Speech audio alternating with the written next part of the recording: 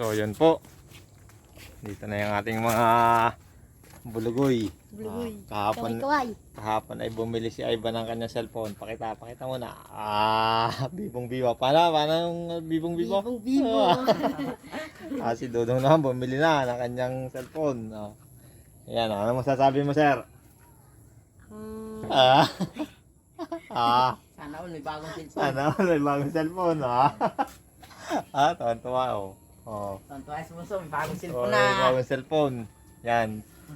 Yan kanilang naipon sa pagtatrabaho dito sa farm.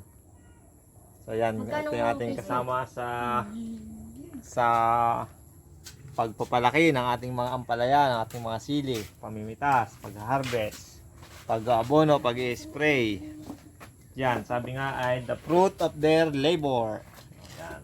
Good Buksan na ako ni yan. Dodong. Ayan ang sanay Ayan, sa kanilang paghihirap. Yan.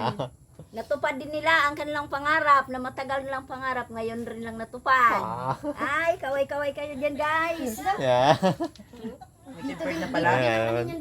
Si Pusing. na. Ayun, si Totoy. Si Totoy, Mag-selfie-selfie na rin, Totoy. May tempered na. makakapag...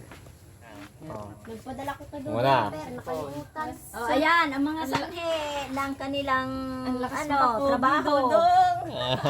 Tawa din si Tutoy Tawa din ay Tawa ni Totoy. Masaya si Totoy para sa dalawa na nakabili na kanilang bagong cellphone. Buti pa sila. Oh, yan. Sana all may bagong cellphone. Lagay ka din ng ganito.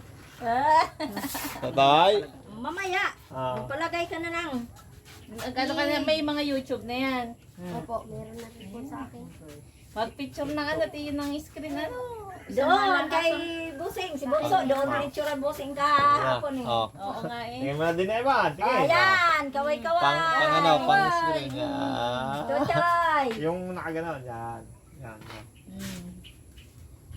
Ang ganda na, ano. 1 terabyte yan eh. Naku, magsasawa kayong ka-upload kahit araw-araw kayo mag-tiktok.